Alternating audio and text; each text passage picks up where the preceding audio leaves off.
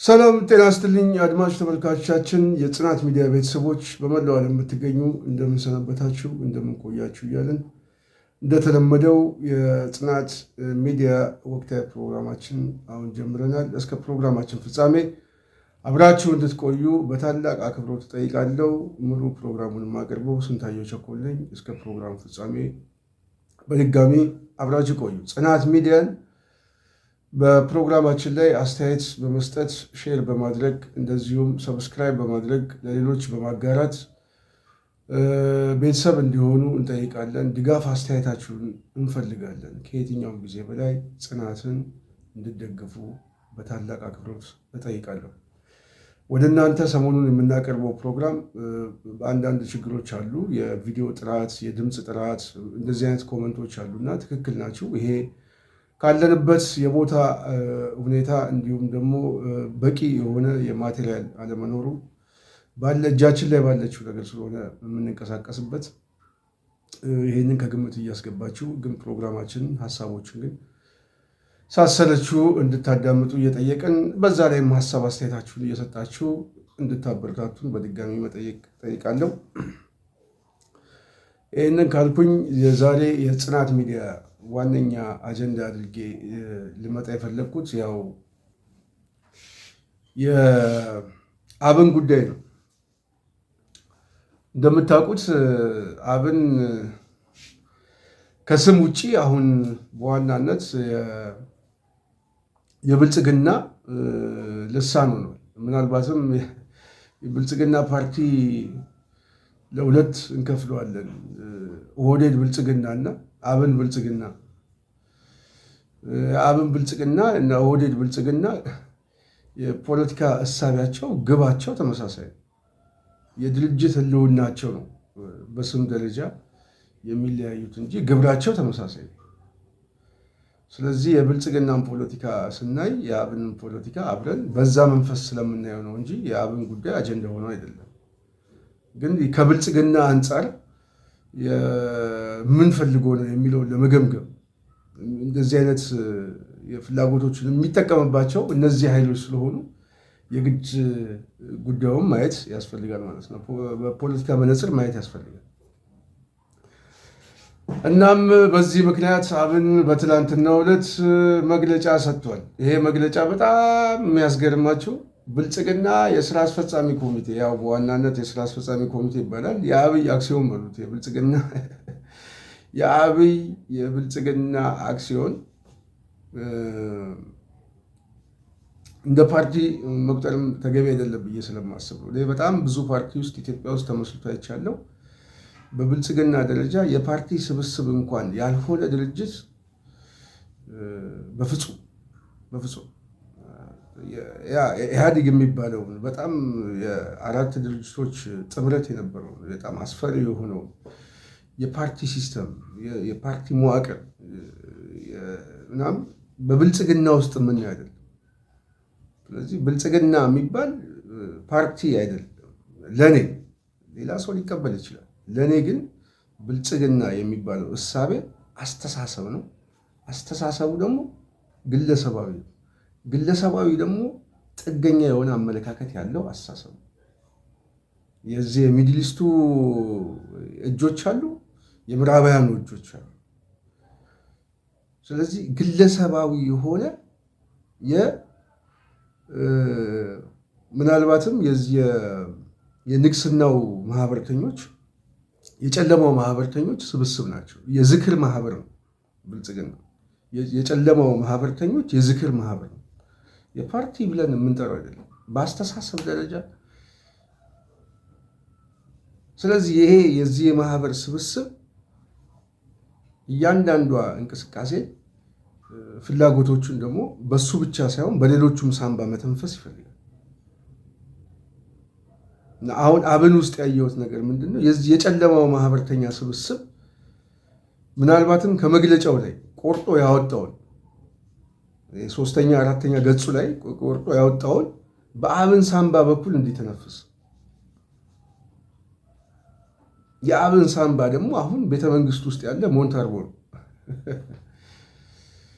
ስለዚህ በዚህ ሞንታርቦ እንዲተነፍስ የተፈለገ ለምን የሚለውም በኋላ እንመጣበታለን። ስለዚህ አብን 3 ነገሮችን አንስቷል በመግለጫው። ይሄ መግለጫ ብልጽግና ስራ አስፈጻሚ የሚባለው መግለጫውን ባወጣ በነጋታው ነው አብን መግለጫ ወጣ። በነገራችን ላይ የአብን የስራ አስፈጻሚ ኮሚቴ የሚባሉትም ያው የምታውቁት ናቸው። የብልጽግና የካቢኔ አባል ናቸው። አንዱ የካቢኔ አባል ነው፣ አንዱ ደግሞ ያው ዝም ብሎ የቢሮ መስታወት እየወለወሉ ምናምን የሚኖሩ ናቸው። ብቻ እዚህ ጥገኛ የሆነ እሳቤ ናቸው። በእውነት አማራን አንገት የሚያስደፋ አማራ የሚባለው ህዝብ ራሱ በጣም አንገት የሚያስደፋ ስብስብ ነው እዛ ስብስብ ውስጥ ያለው። ስለዚህ መግለጫውን ሲያወጣ ዝም ብሎ አላወጣም። ኦህዴድ ብልጽግና ፍላጎቶች አሉት፣ መሰረታዊ ፍላጎቶች። እነዛ ፍላጎቶች እሱ በያዘው የመንግስት ስቴት ካልቸሩ ላይ እንዲንጸባረቅ የማይፈልግ ግን በጀርባ በኩል ግን እንዲወጣለት የሚፈልግ የፖሊሲ እና የዝግጅት አቅጣጫዎች አሉ። እነዚህ የዝግጅት አቅጣጫዎቹ አንዱ የጨለማው ማህበርተኛ የጦርነት ጠማቂና የሴራ ፖለቲካ ትንተና ነው።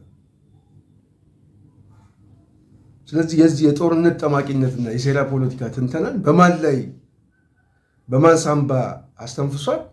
አብን በሚባል በእርግጥ የአማራን ህዝብ የሚወክል ናቸው፣ የምታውቁት ናቸው። 5 ጎረምሳ ምናልባትም መውደቂያ ያጡ ወጣጤዎች ናቸው። በእውነት ለመናገር ግን እኔ የተመለከትኩት ግን ብልጽግና ሲጠቀምባቸው ለብልጽግና መጠቀሚያ መሰላል ሆነው መምጣታቸው በራሱ አንደኛ የፖለቲካ ጮርቄነታቸውን ነው ያየሁት። ሁለተኛ የሴራ ፖለቲካ ትንተና ሀሁ ገና ልጅነት ላይ ናቸው፣ ገና የጡጦ ላይ ናቸው።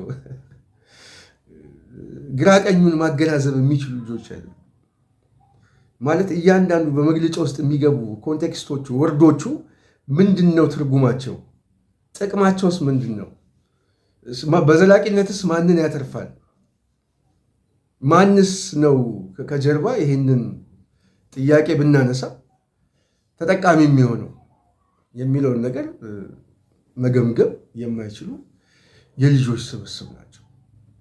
እነዚህ የልጆች ስብስብ በዋናነት ቅድም እንዳልኳቸው ልጅ ካለቀሰ ጡጦ ነው የምትሰጡት እና እነዚህ ሰዎች ምናልባት ለቅሷቸው የሚታገሰው በሆዳቸው ስለሆነ አድርጉ የሚባሉትን የሚታዘዙትን ከማድረግ ውጭ ወደኋላ የሚለው ያሉ። ለማንኛውም በዚህ የቤተ መንግስት ሞንታርቦ በተለይ በአብን በኩል 3 መሰረታዊ ጉዳዮች ተነስተዋል። በደንብ እንመጣበታል። አንደኛው የሀገራዊ ምክክር ኮሚሽኑ በዋናነት የአማራ ህዝብ ሲጠብቀውና ሲፈልገው እንደነበር እና ይህንን እድል ለመጠቀም ዝግጅት እያደረጉ እንዳሉ ገልጸዋል። የምክክር ኮሚሽኑ ቅቡልነት እንዲያገኝ በተለይ አሁን አማራ ክልል ላይ የሚደረገውን እንቅስቃሴ ለማጣራት የሄዱበት መንገድ የምክክር ኮሚሽኑ የአማራ ጥያቄን የሚመልስ የሀቀኛ እና ጥያቄያችንን የምናቀርብበት አንዱ መንገድ ነው።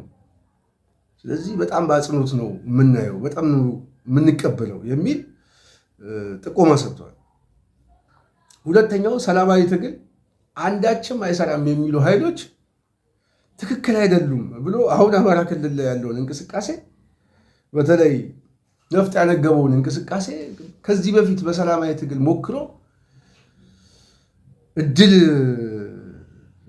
ሳይጠቀምበት ዝም ብሎ የገባ በስሜት የሚዘወር ብረት ነካሽ ጠመንጃ ነካሽ አድርጎ የማየት ጉዳይ በደንብ ጠቆም አድርጎ ሄደውበታል። ሁለተኛው እሱ። በሶስተኛው ጉዳይ በጣም የሚገርማችሁ የኤርትራ ሀገርነት ወደኋላ እንዲመለስልን እንጠይቃለን ያሉት። አሁን ትልቁ ልንመጣበት የሚገባው እዚህ ላይ የአብይ ኦህዴድ ብልጽግና በዋናነት ይችን ነጥብ ይችን ወርድ በአብን በኩል ለምን አመጣት? በዚህ በቤተ መንግስት ሞንታርቦ በኩል ለምን አመጣው? እነዚህ ሰዎች የአማራ ህዝብ ጥያቄዎችስ ናቸው ወይ? ናቸው ሌላ ጉዳይ ነው፣ ግን ናቸው ወይ ለማንሳት ራሱ አይደለም። ጥያቄው ራሱ የአማራ ህዝብ አሁን ወቅታዊ የሚጠይቀው ጥያቄ አይደለም። ምክንያቱም አብን ብለው ስሙን ስለያዙት ማለት ነው። ግን አብይ ኦህዴድ ብልጽግና ይሄ በአብን በኩል በዚህ በቤተ መንግስት ሞንታርቦ እንዲወጣ የተፈለገው ሁለት መሰረታዊ ጉዳዮችን ማየት እንችላለን። አንደኛው የአማራን ህዝብ ከኤርትራ መንግስት ጋር ለማቃቃር ነው። በአይነ ቁራኛ የሚተያዩበት መንገድን ማመቻቸት ነው። ከአማራ ህዝብ ጋር አሁን አለው እየተባለ ያለው ሪሌሽን ወይም ደግሞ ወዳጅነት ማጠልሸት ነው። ምክንያቱም የአማራው ልሂቃን የኤርትራን ሉዓላዊነት የሀገር ባለቤትነት ጥያቄ ዛሬም ከ30 ዓመት በኋላ አሁንም አልቀበልም ይላል። አሁንም ይመለስልኝ ይላል። አሁንም ትምክተኛ ነው የሚል ግጭት ጠማቂነት የሴራ ትንተና ነው በዋናነት። ሁለተኛው የኦህዴድ ብልጽግና ጥያቄ ግን እነሱ ለወደብ ያላቸው ዝግጅት አሳንሰው እያሳዩት፣ በአማራ ልሂቃን በኩል ግን ኤርትራንም የማውደም የመጠቅለል የመጨፍለቅ ፍላጎቶች አሉ፣ ስሜቶች አሉ። ስለዚህ ከአማራው ይልቅ ስትራቴጂክ ወዳጃችሁ እኛ ነን፣ እኛ የእናንተን የሀገር ባለቤትነት አንጋፋም፣ አልጠየቅንም። እዚህ ላይ ትክክል ናቸው። የወደብ ጥያቄ ነው። የወደብ ጥያቄ ደግሞ አሁን ያስፈልገናል። አማራው ግን እየጠየቀ ያለው ጦርነት ውስጥ የምንገባ ከሆነ ጠቅላይነት ነው፣ አውዳሚነት ነው የሚል ኮንቴክስት አለው። የፖለቲካ እሳቤዎች አሉት። ይሄንን ማን ነው ይሄንን የሚያመቻቸው ነው ይሄ ጥያቄ። አሁን የአማራ ህዝብ ጥያቄ ይሄ ጥያቄ ነው ወይ? አሁን ወቅታዊ ጥያቄ። የኤርትራ ህዝብ ጥያቄስ አሁን የአማራ ህዝብ ኢሹ ነው ወይ? አይደለም። ኦኬ፣ ማን ያመጣው? አሁን ጥያቄው ይሄ ካልሆነ ማን ያመጣው ከተባለ በዋናነት የኦህዴድ ብልጽግና ማለት ነው። የአብይ አህመድ የኦሮሞ ብልጽግና የጨፌ ኦሮሚያ ውስጥ በር ዘግቶ የመከረውን የመግለጫ ኮንቴክስት በቀጥታ ይዞት መጣ። የት ይዞት መጣ? የብልጽግና ስራ አስፈጻሚ ውስጥ። የብልጽግና ስራ አስፈጻሚ ውስጥ ይሄንን መግለጫ ለምን አላወጣም ካልን ይሄ ነው ነጥቡ። ይሄኛው መውጣት የማይገባው ወርድ ስለሆነ አየህ፣ አብይ አህመድ እየሄደበት ያለው የሴራ ትንተና፣ የፖለቲካ የሴራ ትንተና አንዱ አማራን በዙሪያ ያሉ ጠላት አብዝቶ ወዳጅ ቀንሶ ሁሉንም በሰማይም በምድርም እሳት ማንደድ ነው። እሱን ደግሞ ራሱን ደግሞ የሚያየው ደግሞ እንደ አንድ የሰላም አምባሳደር ምናምን አድርጎ በተወሰነ መልኩ ያያል።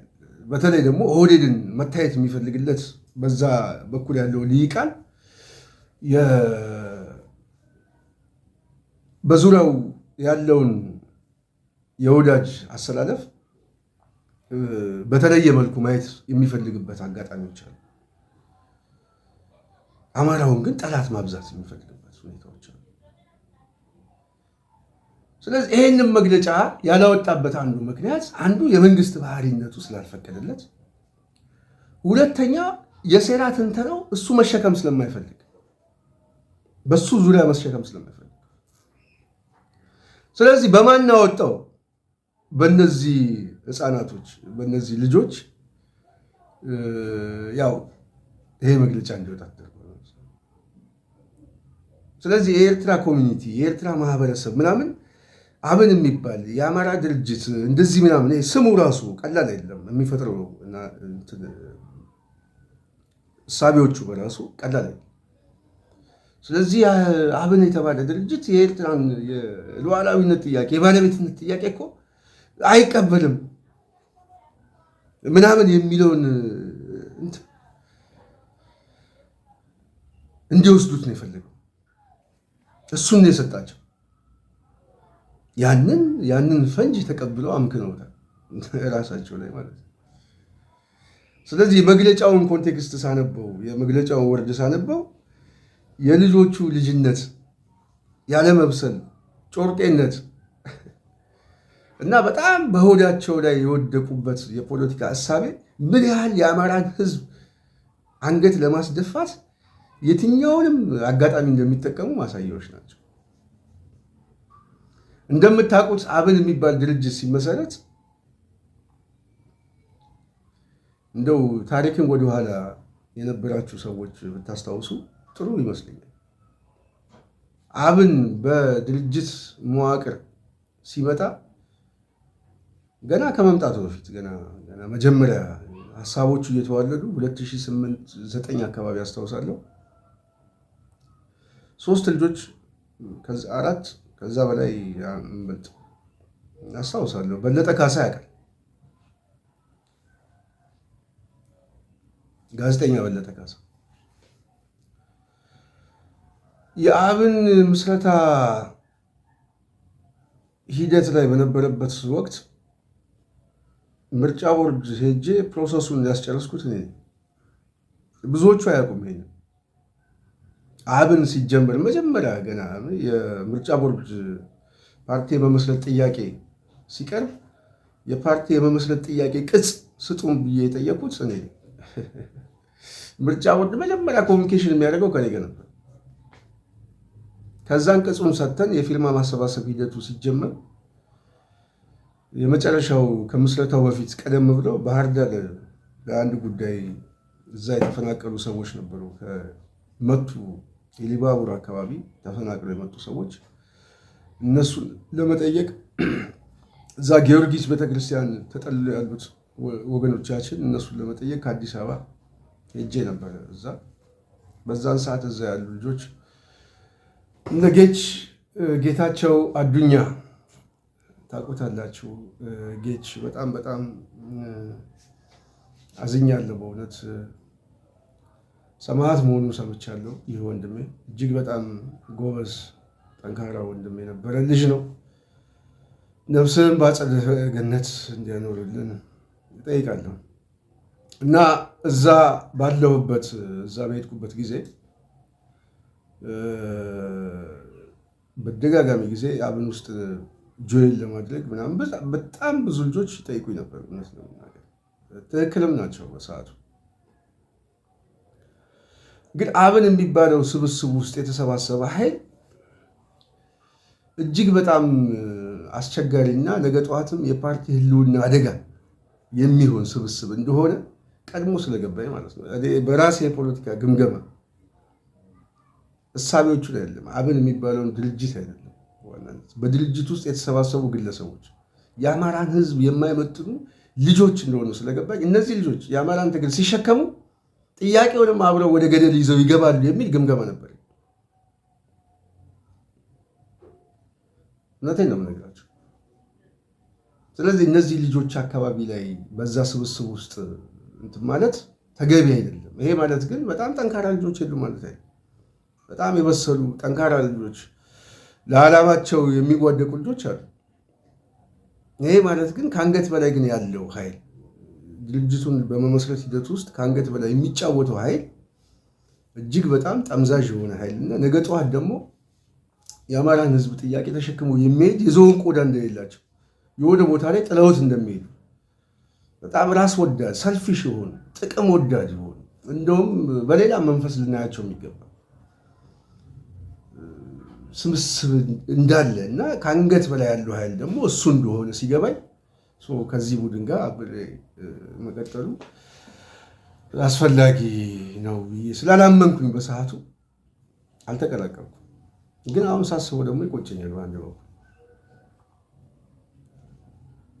በጣም ጥያቄ የነበረውን ጥያቄ ሁሉ ነው የገፋሁት እና ይሄ ኃይል ትክክል ነበረ ግምገማዬ ብዬ እንዳስብ ያደረገኝ ዛሬ ላይ ሆኜ ሳስበው።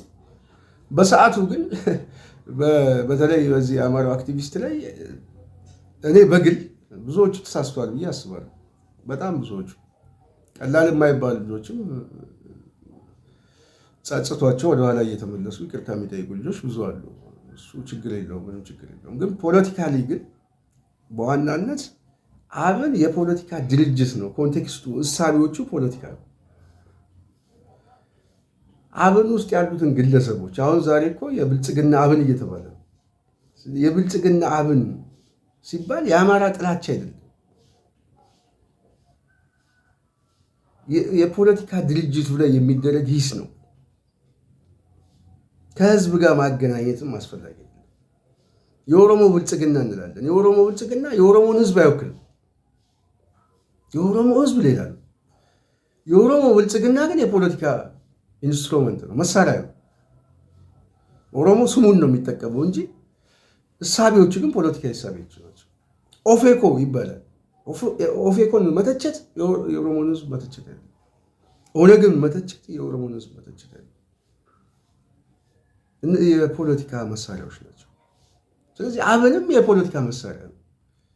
ስለዚህ አብን መተቸት የአማራን ህዝብ መተቸት አይደለም። አሁን ያሉትን የአማራን ህዝብ አይወክሉም የሚባሉትን ሰዎች መተቸት በራሱ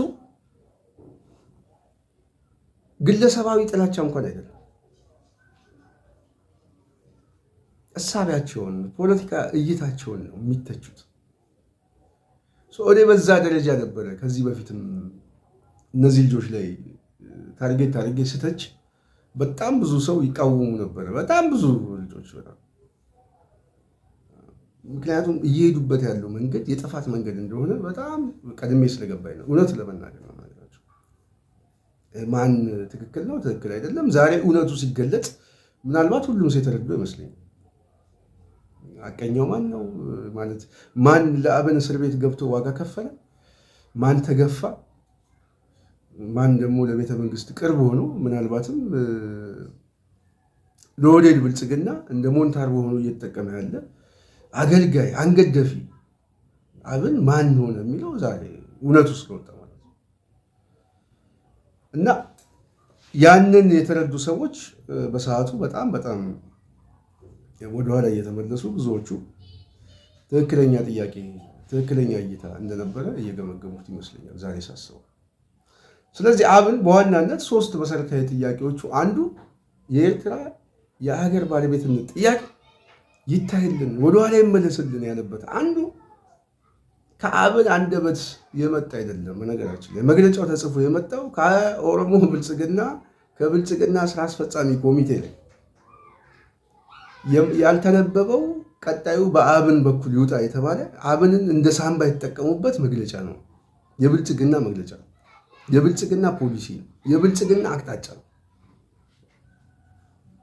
የብልጽግና በቀጣይ በኤርትራ መንግስት ላይ ሊኖረው የሚችለው ፖሊሲ ይሄ የጦርነት ዝግጅት ነው። ግን በጦርነት ዝግጅት ውስጥ ግን ባለቤት ማን ሰጠው?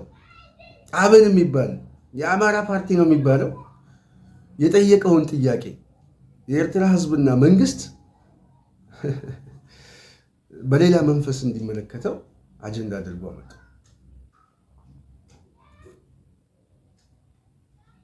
ስለዚህ እነዚህ ኃይሎች እነዚህ 5-6 የሚሆኑ ህፃናቶች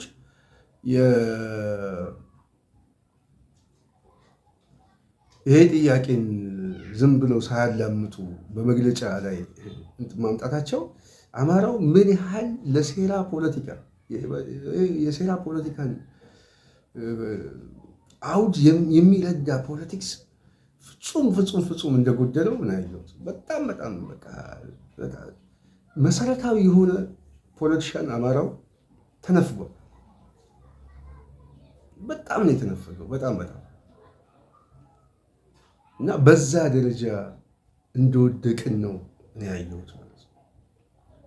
የልጆቹ አድርባይነትና ይሄ አገልጋይ የገዢው ስርዓት ሳምባ ሆኖ የመቀጠል ፍላጎታቸው እንደተጠበቀ ሆኖ ግን የአማራን ህዝብ በዘላቂነት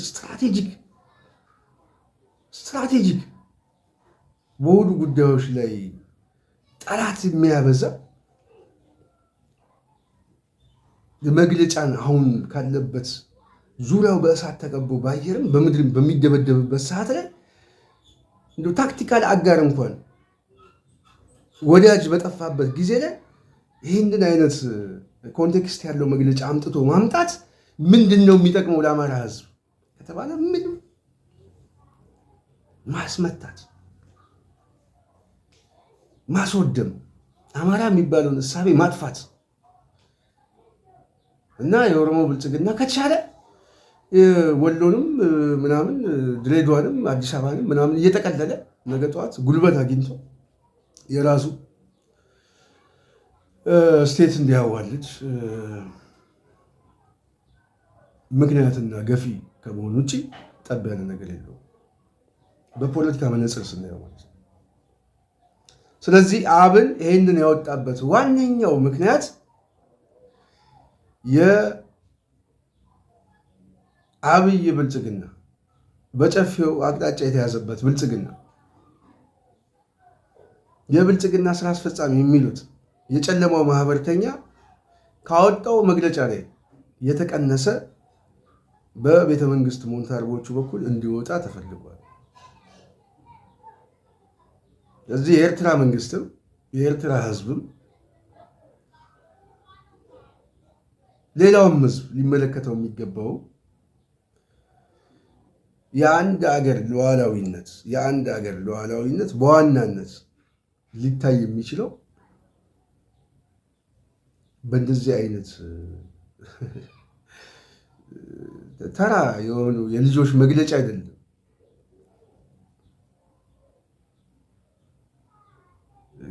ያስተዛዝባል፣ ግምት ውስጥ ያስገባል፣ የፖለቲካ እውቀታችሁን ሚዛን ላይ ያስቀምጠዋል። ተጋልጣችኋል። እውነት ለመናገር በጣም መሳቂያ ነው። በጣም ግን በዚህ መልኩ አይደለም።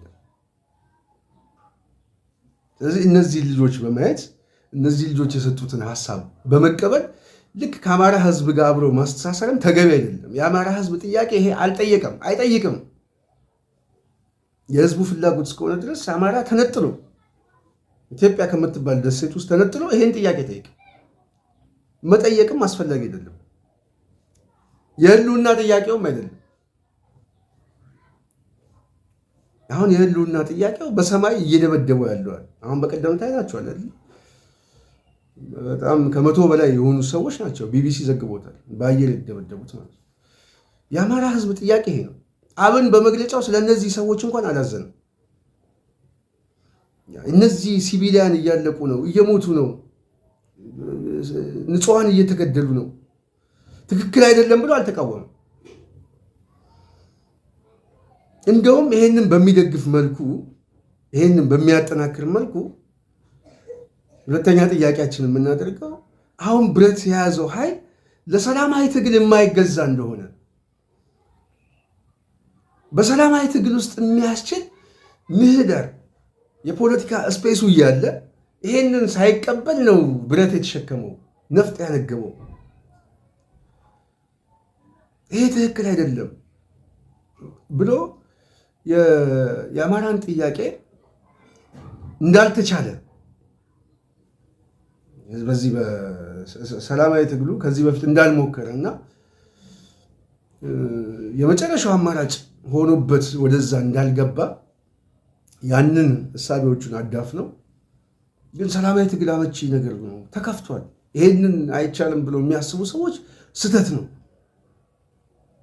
ብሎ የመኮንን መግለጫ ነው ያወጡት። ይሄም ከብልጽግና የተነጠለ መግለጫ ነው። ብልጽግና በተደጋጋሚ ጊዜ የሚለዋል ከየትኛውም ጊዜ በላይ ፖለቲካ ምህዳሩ ሰፍቷል፣ ከተቃዋሚ ፓርቲዎች ጋር እየተመካከረ ነው፣ ስፔሱ የሰፋ ነው፣ ሀሳብን መግለጽ ይቻላል ምናምን የሚለው ነው። ይሄ የማጭበርበር መንገድ ነው።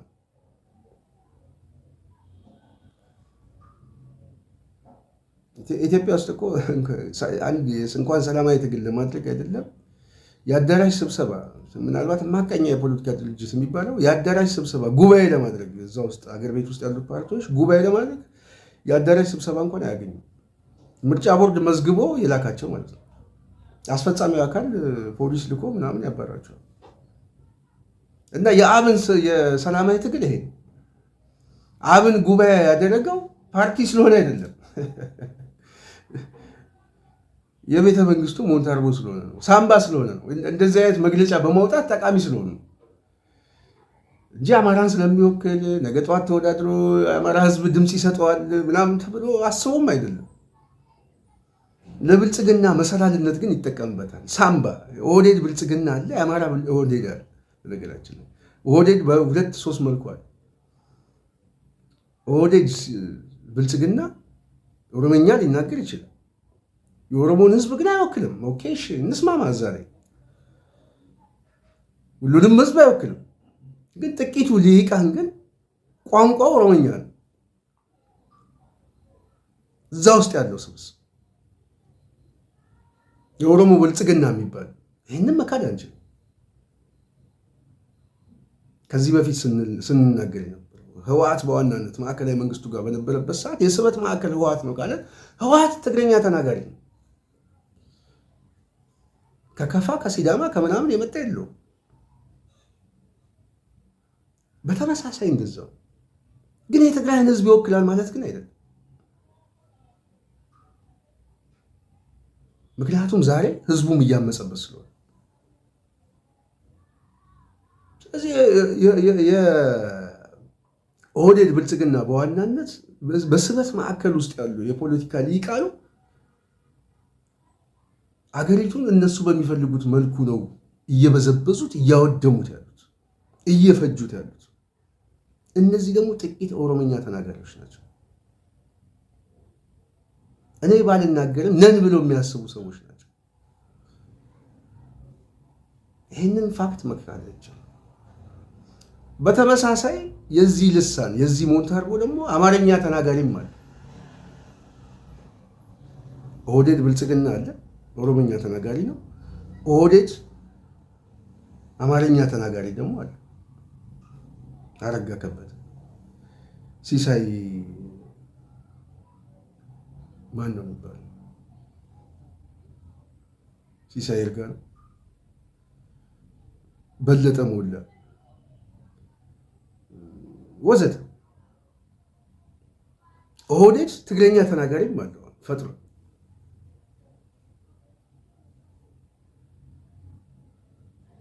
እንደዚህ እያለን ፖለቲካሊ ማየት እንችላለን። ስለዚህ አብን ውስጥ ያለው አማርኛ የሚናገር ኦህዴድ ነው።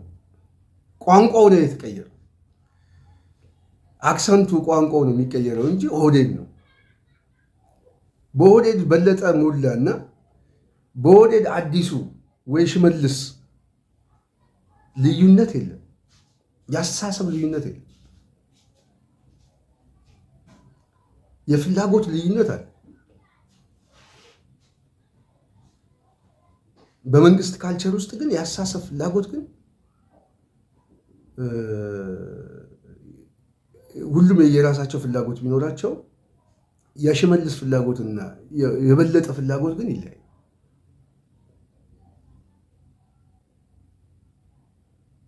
በለጠ ቤተመንግስት ውስጥ ሄዶ የተጣበቀበት እና የቤተመንግስት ሳምባ መሆን የፈለገበት ምክንያትና ሽመልስ ኦሮሚያን የሚያስተዳድርበት ሞቲቭ ይለያያል፣ ግቡም ይለያያል።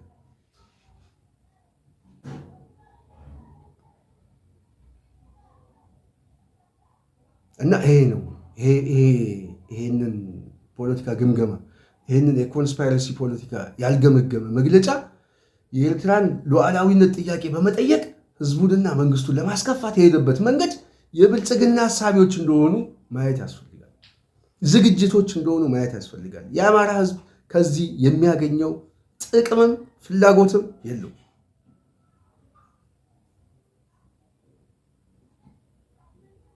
ስለዚህ በአብን በኩል የተሰጠው መግለጫ በዚህ ጉዳይ ላይ በስፋት ወደፊትም የምናወራበት ነው። ግን ለግንዛቤ ያህል ምን አይነት የልጅነት ስሜታቸውን የጮርቅ ያለመብሰል የፖለቲካ ሀሁ ጉድለታቸውን ተጠቅሞ ኦህዴድ እንዴት አድርጎ በአማራ ህዝብ ትከሻ ላይ እንደዚህ አይነት ዲስኮርሶችን በማምጣት ጠላት እያበዛ እንደሆነ መገንዘብ ይቻላል። በመጨረሻ ትንሽ ማለት የምፈልገው የሶስተኛው ቅድም ያልኩት የብልጽግና የስራ አስፈጻሚ ኮሚቴ አንዱ ከያዘው የዚህ የሰላም ይሄ ናሽናል ዲያሎጉ የምክክር ኮሚሽኑ ቅቡልነት እንዲያገኝ የሚያደርጋቸው ጥረቶች ናቸው። እንግዲህ የምክክር ኮሚሽን ሲባል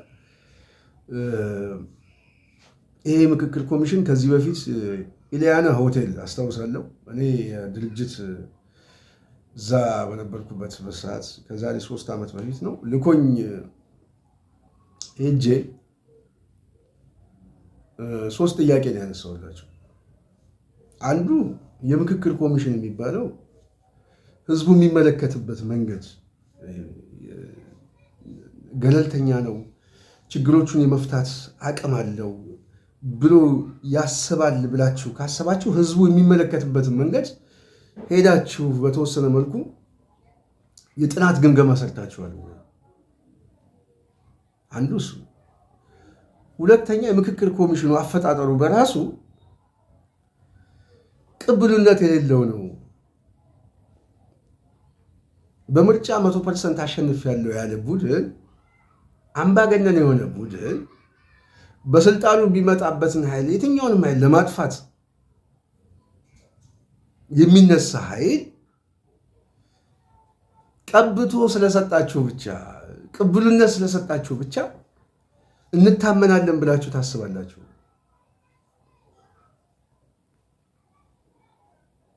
ስለዚህ አፈጣጠሩ በራሱ ሂደቱ ራሱ ትክክል አይደለም ብለው የሚያምን በጣም ብዙ ህዝብ ስላለ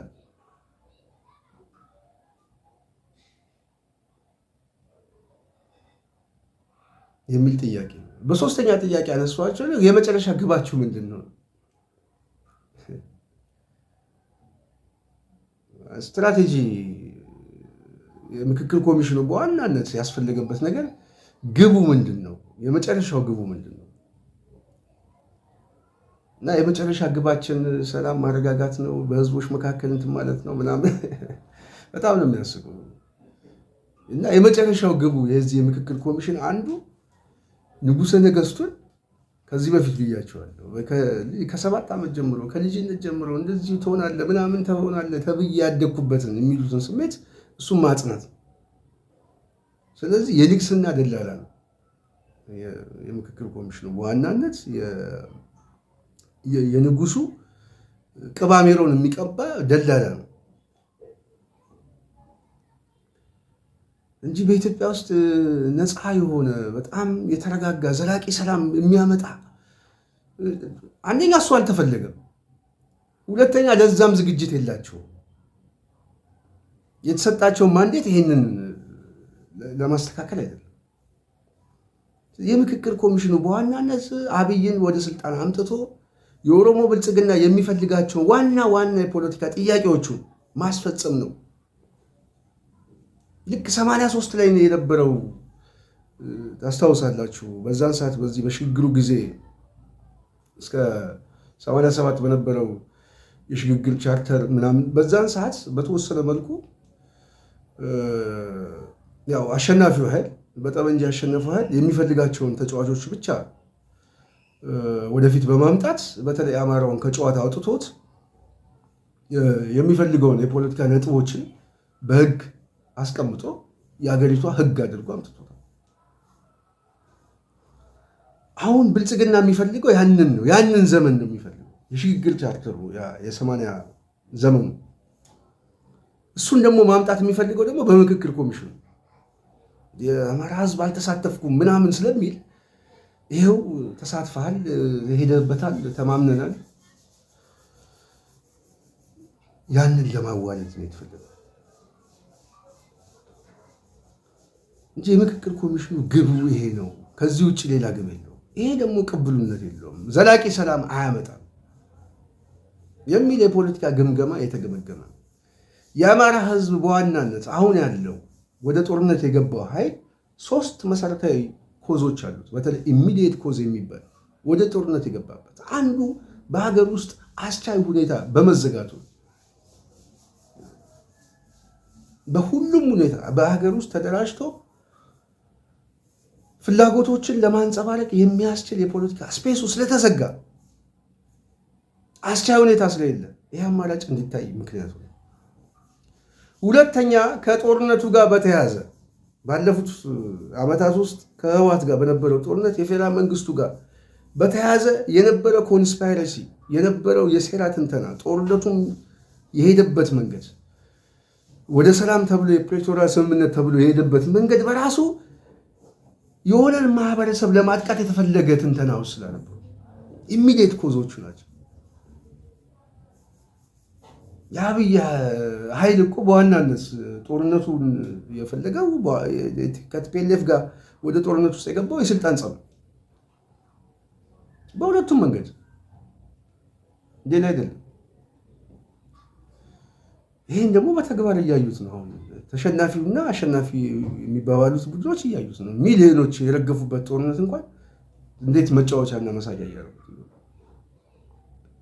ስለዚህ ፍላጎቱ የስልጣን ፍላጎት የጠንቀም ፍላጎት ነው።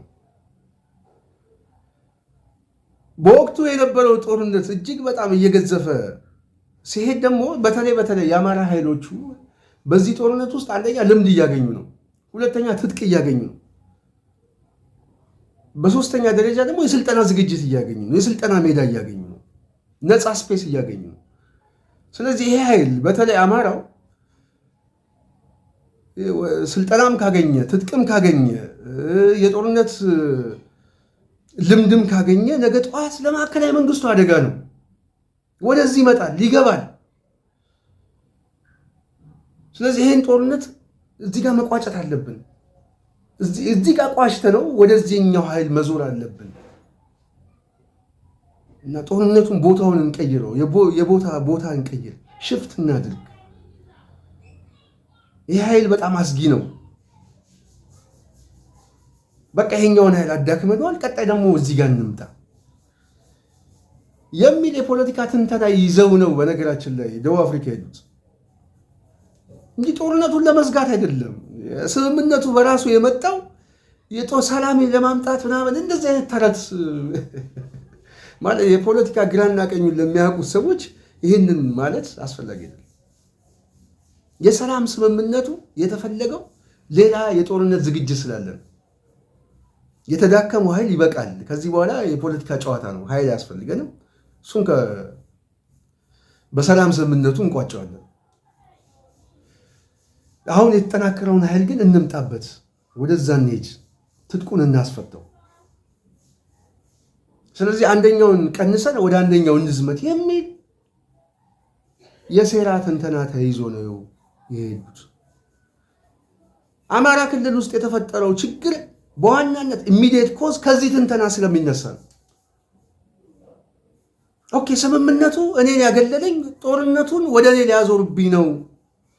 ወደ እኔ ሊያዞሩ የፈለጉበት ዋነኛው ምክንያት ደግሞ ተክጄ ነው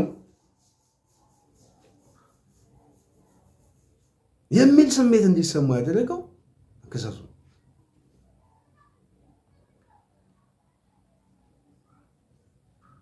በሶስተኛ ደረጃ ደግሞ በወቅቱ የምታስታውሱት ነው የዚህ በተለይ ከጦርነቱ ከመጀመሩ በፊት አማራ ክልል ላይ የነበረው የፖለቲካ ክራይሲስ ቀላል አልነበረም። በተደጋጋሚ ጊዜ በኦሮሚያ ውስጥ እየተፈጸመ ያለው ጄኖሳይድ፣ ጭፍጨፋ፣ ግድያ፣ ማፈናቀል በአዲስ አበባ አትገባም ወደ ከተማው እየተባለ መታወቂያ እየታየ ቤቱ የሚፈናቀል ሸገር ከተማ በሚል አዲስ አበባ ከተማ ልክ እንደ ድፎ ዳቦ እየሸነሸነ የዛ ውስጥ ያለውን አማራ ተወላጅ የማፈናቀል በተለያየ ክልል ውስጥ የሚኖሩትን አማራ የመጨፍጨፍ የመግደል ይሄ ነገር አደገኛ ሁኔታ ውስጥ ስለገባበት ህልውናዬን ማስጠበቅ አለብኝ የሚል እሳቤዎቹ እያደጉ ሲመጡ ህልውናውን ለማስጠበቅ ደግሞ በሰላማዊ መንገዱ ስለተዘጋ የሰላማዊ ፖለቲካው ስለተዘጋ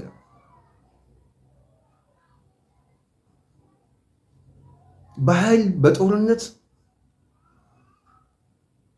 ቤቱ ድረስ ሄደን እንወገዋለን የሚሉ እብሪተኞች ቤቱ ድረስ ስለመጡበት እሱ ብቻ አይደለም። ከስምምነቱ ጋር በተያያዘ አማራ ክልል ውስጥ ያለውን ኃይል እንወገዋለን ብለው ሲያስቡ ምናልባት ወደ ኦፕሬሽን ስንገባ ያውቁታል። ከዚህ በፊት ያው የአማራ ልዩ ኃይል እና አድማ በተናው ምናምን የነበረው ኃይል የቀድሞ ስለሚታወቅ ይሄ ኃይል ከህዝቡ ጋር ወይወግናል፣ ይሄ ኃይል ህዝብ ውስጥ ይገባል፣ የህዝብ ስሜት አለው፣ የህዝብ ውግንና አለው የሚል አመለካከት ስላለ የእሱን ትጥቅ ቅድሚያ ለመሰብሰብ የሄዱበት መንገድ የበለጠ ቁጣ ቀስቅሶ ወደ ጦርነት ውስጥ እንዲገባ ምክንያት ሆኗል። ኢሚዲየት ኮዞቹ። ዋነኛው መነሻው ግን የፕሪቶሪያ ስምምነት የሰላም ስምምነት ሳይሆን የጦርነቱን አውድማ የመቀየር ጉዳይ ነው፣ ቦታ የመለወጥ ጉዳይ ነው። በኦሮሞ ብልጽግና በአብይ ብልጽግና በኩል የታሰበው ይሄ የታሰበው ደግሞ ለማዕከላዊ መንግስቱ ስጋት የሚፈጥሩብን ኃይሎች በዚህ ጦርነት ተፈጥሮብናል። ትጥቅም አግኝተዋል፣ አቅም አግኝተዋል። ስለዚህ ይህንን ኃይል ቀድመን ትጥቁን እናስፈታው፣ እንምታው፣ አደጋ ውስጥ እንወድቃለን የሚል ትንተና። ለዛ ነው ማጠፊያው አሁን ያጠራቸው ማለት ነው። አሁን ዋነኛ ነጥቡ ምንድን ነው? ይሄ የምክክር ኮሚሽኑ በዋናነት የተፈጠረበት ምክንያት ይህንን የሴራ ትንተናን ለማድረቅ አይደለም። ይሄ የሴራ ትንተናውን በድለላ ትክክለኛ አድርጎ አውድ ሰጥቶ ለማጽናት ነው። ያሳዝኑኛል። ፕሮፌሰር ማናቸው መስፍን የሚባሉት ሰው እንደው ወይ የኢትዮጵያን ፖለቲካ ካላወቁ እዚህ ውስጥ አለመግባት፣ ካወቁ ደግሞ አደብን መግዛት አለበት ማለት ነው። የሕክምና ባለሙያ ናቸው። እርግጥ የፖለቲካ ሊቅ አይደሉም።